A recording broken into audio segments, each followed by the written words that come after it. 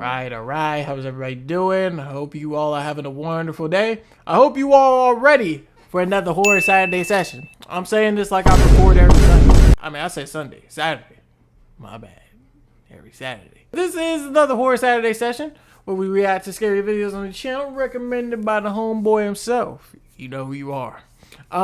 First video we got is called 3 True School Lockdown Horror Stories Animated by IMR Scary Tales. I hope you all are ready, because I am. Let's get into the Horror Saturday session. Let's go. 3 students from Westlake High had gone missing in the past month. Man. Police were out on the hunt. Some said they'd been spotted at the abandoned mall on Route 16. Others whispered about a van circling the neighborhoods around school. Our parents started driving us to class. Teachers patrolled hallways during breaks, and the district implemented twice-weekly lockdown drills just to be safe. The first thing I noticed wasn't his face, it was the smell.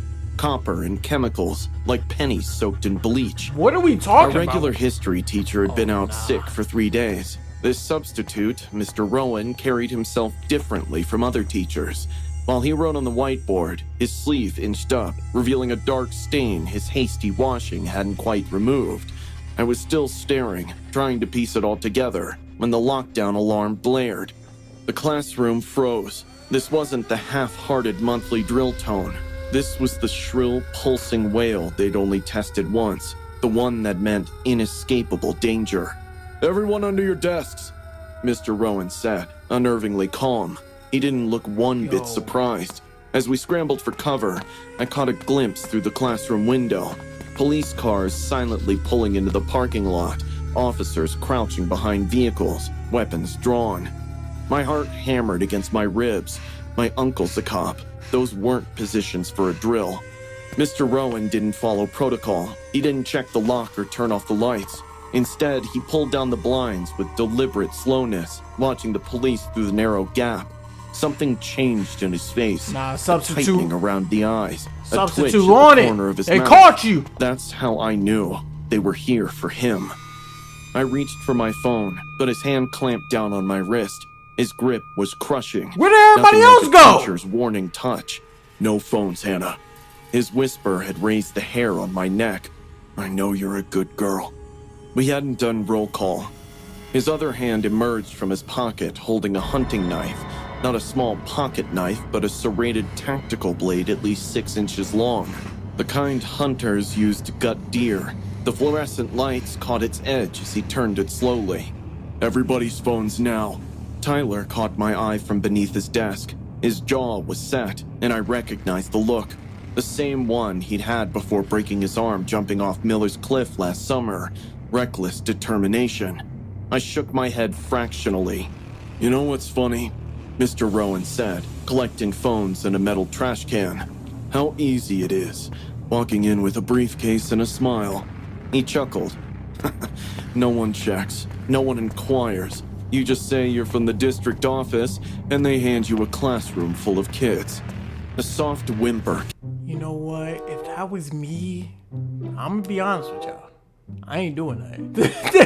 I'm gonna be completely honest. Some of y'all gonna say, "Oh yeah, I'm gonna punch him in the face. I'm gonna knock him down." Sucker, he got a knife that you gut deer with. You ain't doing nothing. Sucker, you get shamed. Somewhere in the room, he whirled toward the sound, nostrils flaring. "Shut up!" His voice changed, dropping any pretense of normalcy. "Or I'll give them something to find besides the janitor." Janitor? Whoa! I froze. Mr. Keller had been missing since Monday. You killed the Suddenly, the knock janitor! at the door made everyone flinch. Mr. Rowan? Miss Riley's panic-filled voice boomed. In one fluid motion, he grabbed me, pressing the knife against my throat while pointing it threateningly at the rest of the class. His eyes swept the room with a promise that screamed, "Make a sound, and I start with her." Through the door's small window, I could see only Miss Riley's silhouette, not her face. She couldn't see what was happening inside either. They're evacuating the East Wing. They found... Her voice dropped. Just stay put until officers clear your hallway. Found what? My pulse roared in my ears. "All present!" he called back. The moment she left, my chair creaked. I had shifted. His head snapped, pupils dilated so wide his eyes looked black. "You moved," he said, voice eerily childlike. I did it by "No one's accident." supposed to move during lockdown." He lunged, grabbing my hair and yanking me up, the knife pressed under my jaw, cold metal against my pounding pulse. "All of you," he commanded. "Against the wall." My classmates stood up, trembling. "You're coming with me," he whispered in my ear, his breath hot and sour.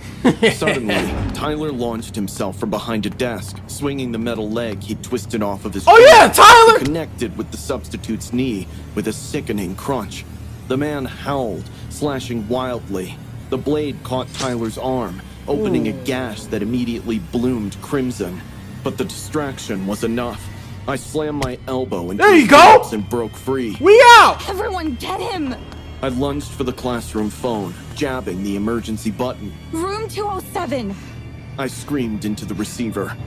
He's got a weapon. He's not a teacher.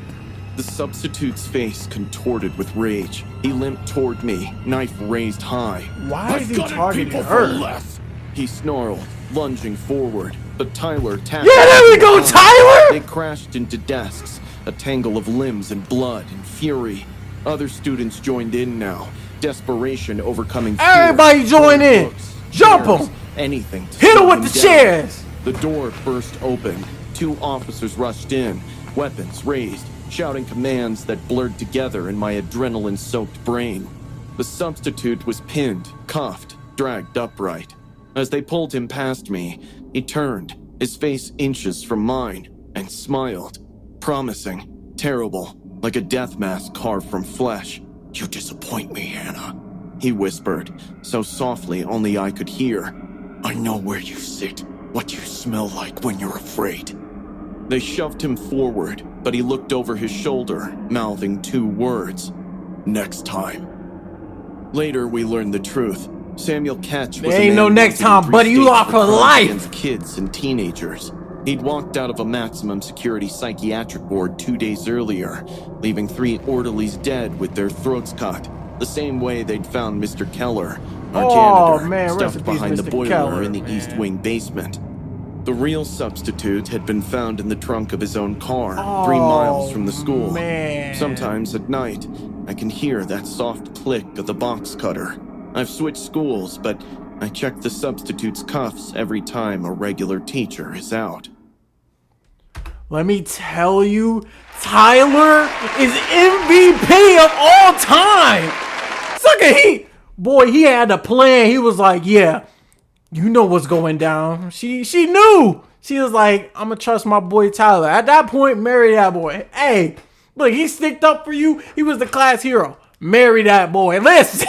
I keep replaying that moment in my head. The moment when Liam let go of my hand. The moment I should have held on tighter. Oh, It was supposed to be a normal Friday. Mr. Carter droning on about quadratic equations Oh, while I man, texted I Liam hate about quadratic weekend plans. equations. Just 2 more periods until freedom. No one saw it coming. Ryan had always been strange, quiet, lurking in corners, staring at people for too long.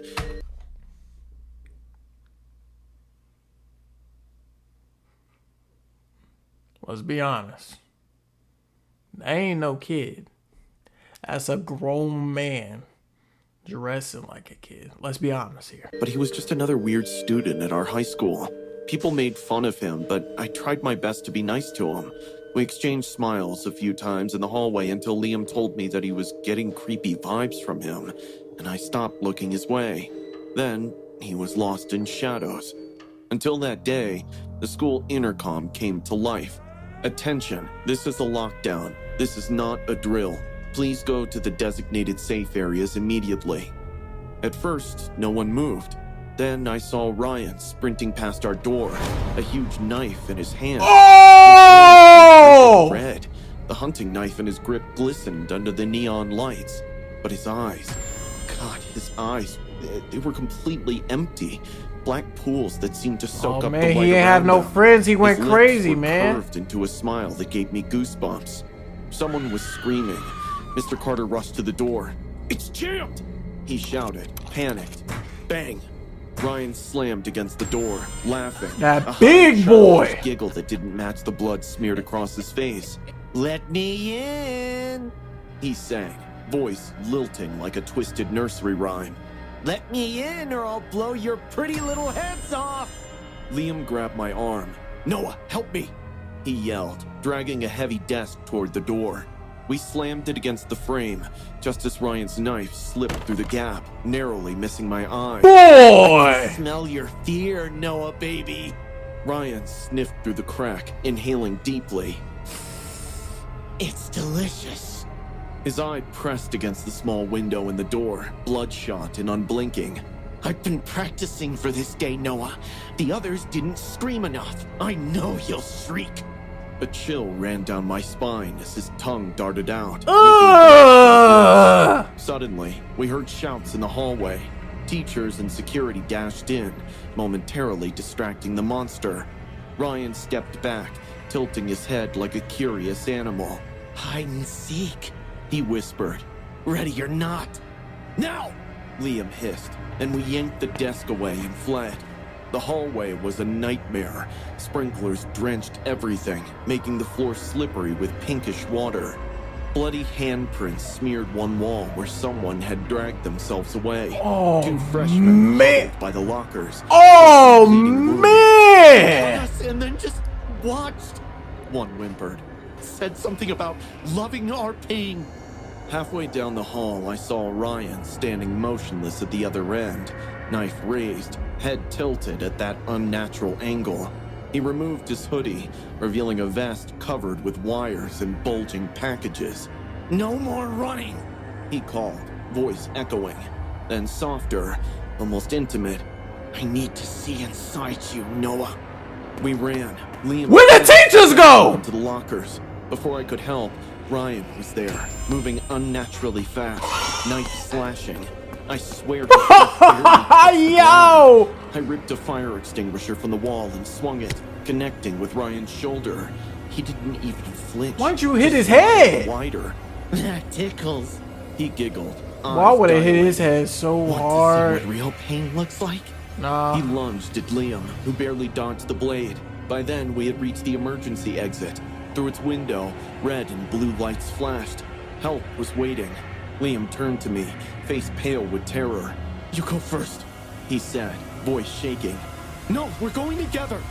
I grabbed What you his think, you the shirt hero? and Boy, we shook his both hand. going. "Don't waste time. Hurry!" I stepped through the door, cold night air hitting my lungs.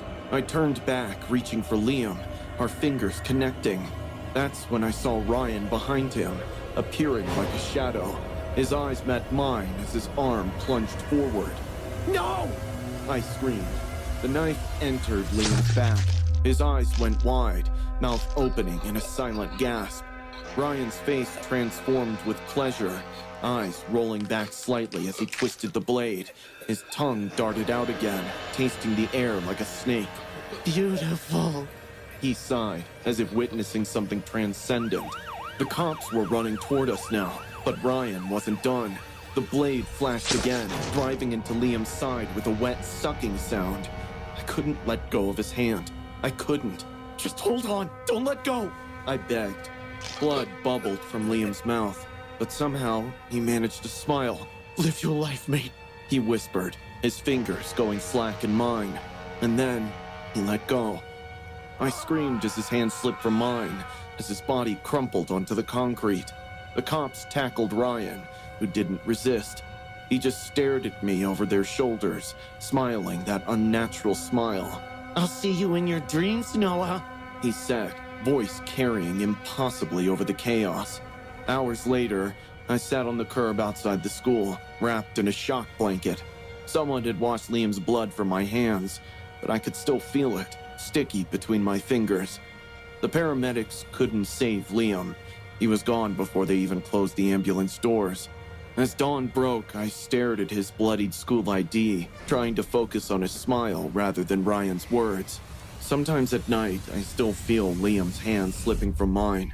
I wake up grasping at air, trying to hold on tighter this time, but I can't.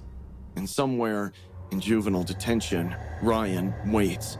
The guards report he doesn't sleep, just sits perfectly still, staring at walls, smiling.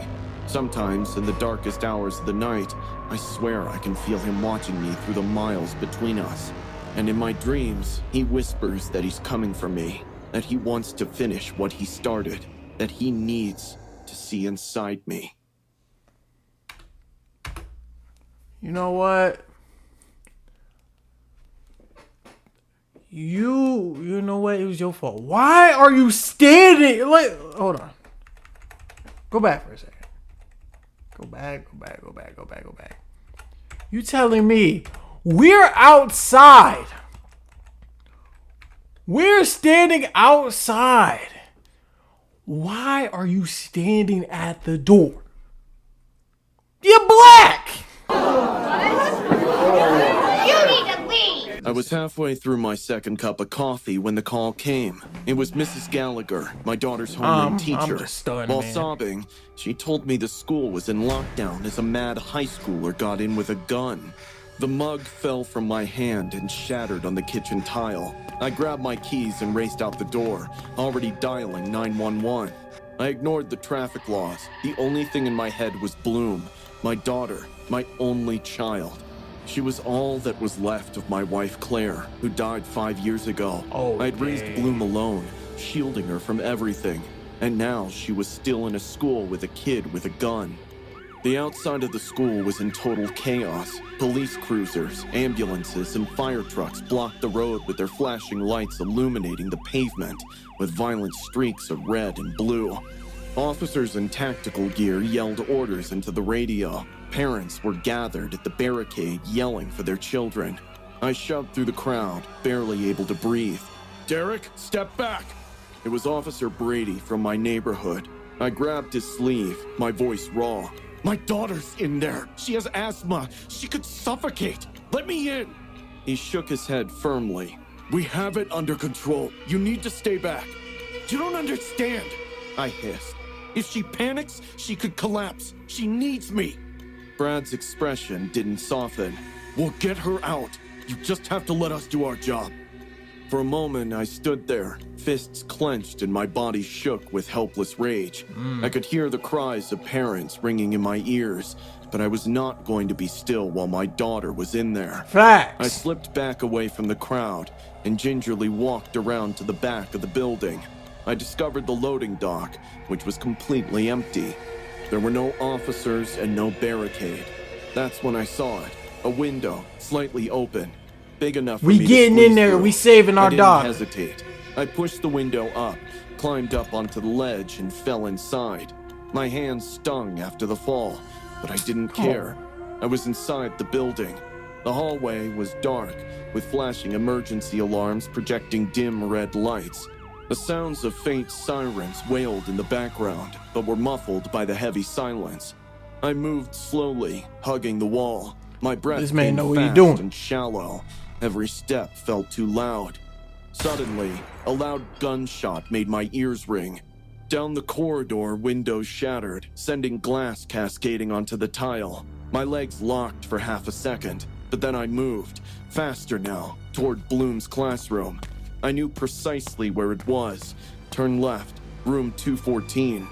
I spotted her through the window. She was crouched under a desk with 4 other children. Her little fingers held onto her inhaler, but she was gasping too much to use it currently.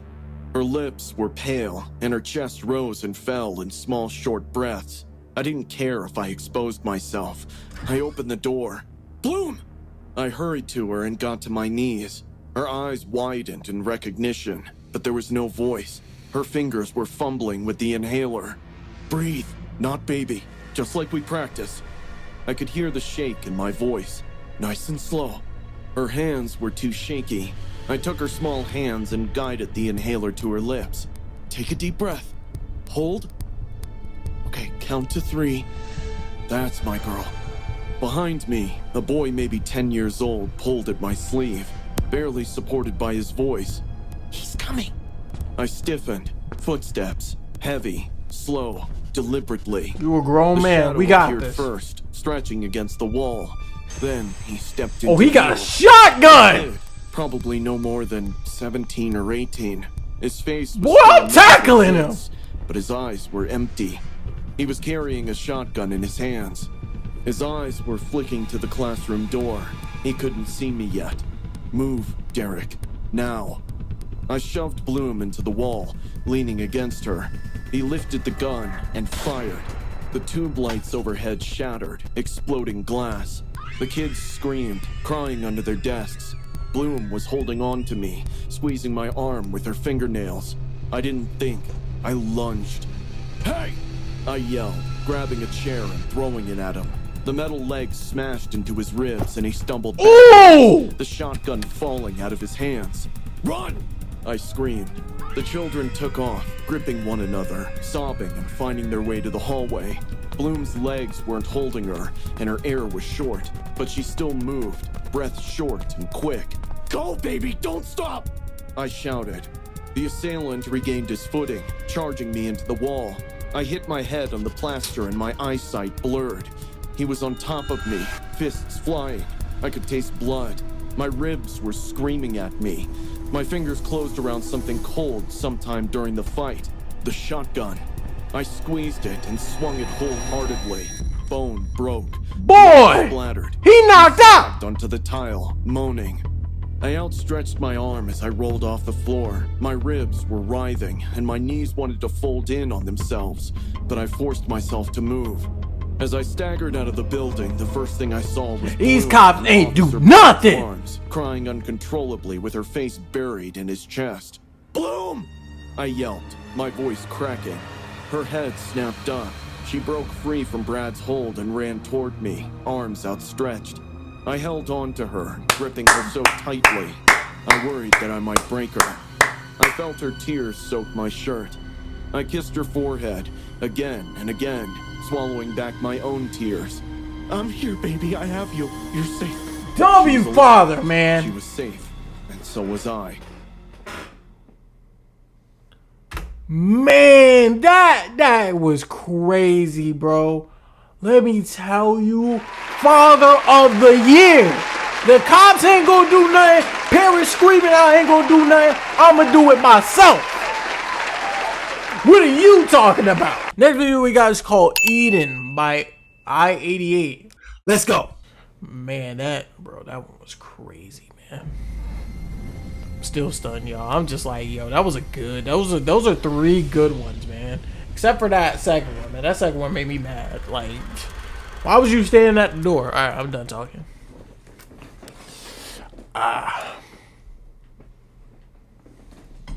I-88. What you got for us today?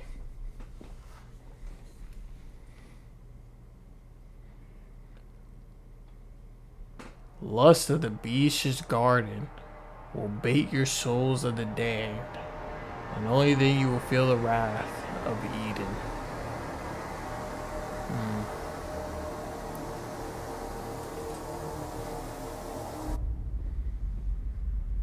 Don't give in to lust, y'all.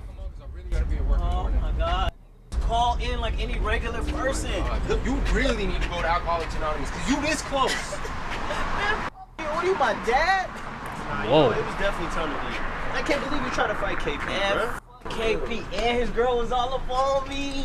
You know that's his wife, right? And she was just trying to get back the bottle that you took out her hand. Man, he can get these hands. Y'all was lucky y'all stopped that. Hey, I ain't KP, dog. You looking It's always a. What's up? Hold on, DJ. Boy, you ain't got no hate. What happened in high school, bro? No hate. Come on, bro. Come on, bro. Oh. What is you? Come on. I'm Yeah. too drunk for all this shit, Yeah, man. see. Come Yo, on, I my think wife you and dropped punch your some. ass. Nah, you ain't gonna be I'm nobody. throwing all of y'all right now. Hey, dropped your keys. Hey, don't start that shit again on this shit. Are they for real married, bro? Yeah. We went to the wedding. We was at the wedding, bro. Unlock the door. Alright, man, just wait. Okay. You always be so drunk and shit, man. Damn, man. Just wait. We all loud as hell. Got people sleeping. Dropped your keys, man. Whew.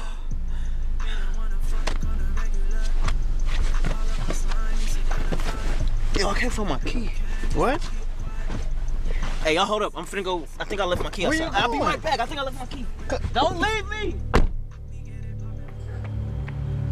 Oh, you got your keys, man.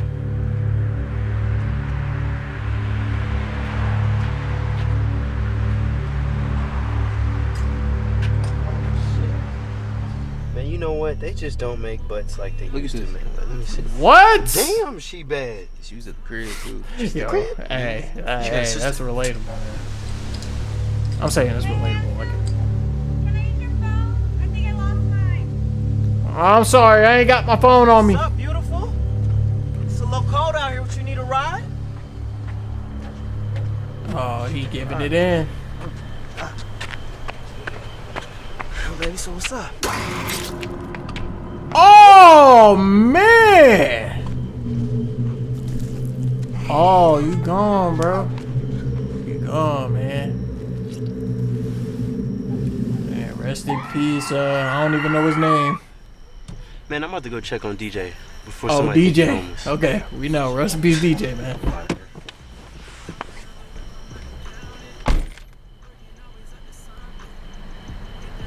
DJ! DJ. DJ! DJ sleeping. DJ? Now.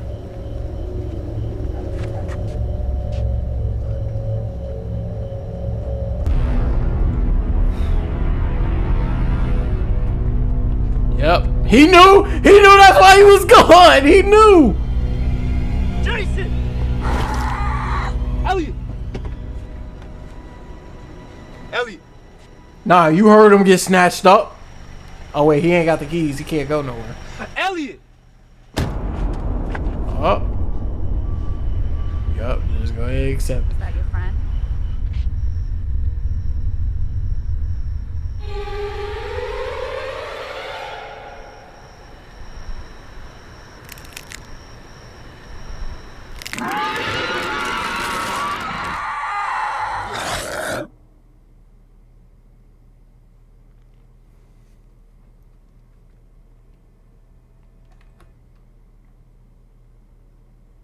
Hear me out, though. Hear me out. One of those, bro. Next one we got is called Lost Dog by Burnt Mill Road.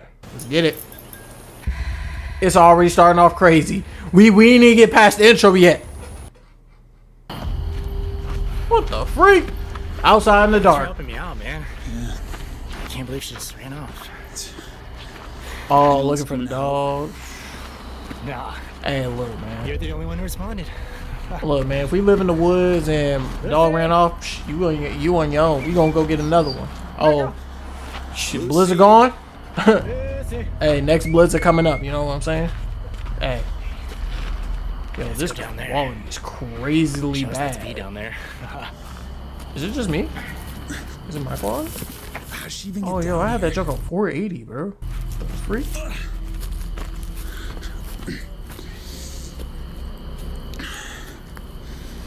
Lucy. Yo, what are you doing, man?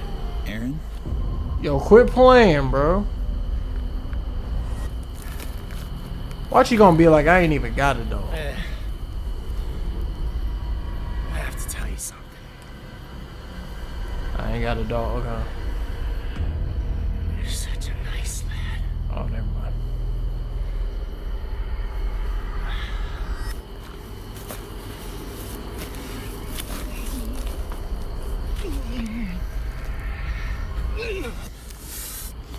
I don't have a dog. I've never had a dog. Oh, you're too nice, though. You should run now, lad. Before it's too late.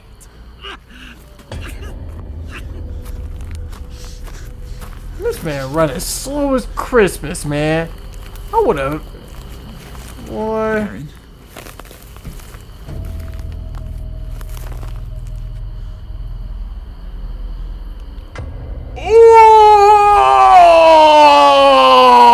Oh!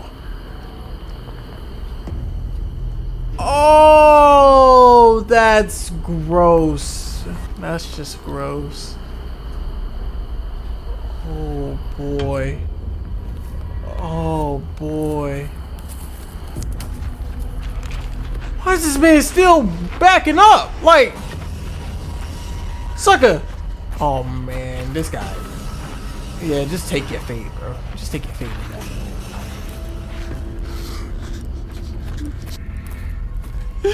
Yo, this is so stupid, man.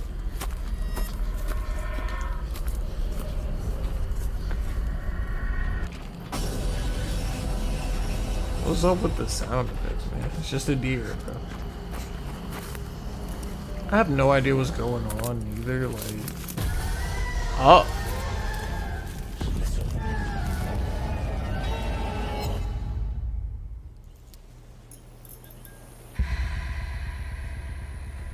What, did bro just come and kiss me? Like, like anything I need to. Hopefully you guys enjoyed this Horror Saturday session. Pretty good list so far. This was probably like my favorite one so far. Like that 3 True Story Lockdown, that was a good one. I really like that one.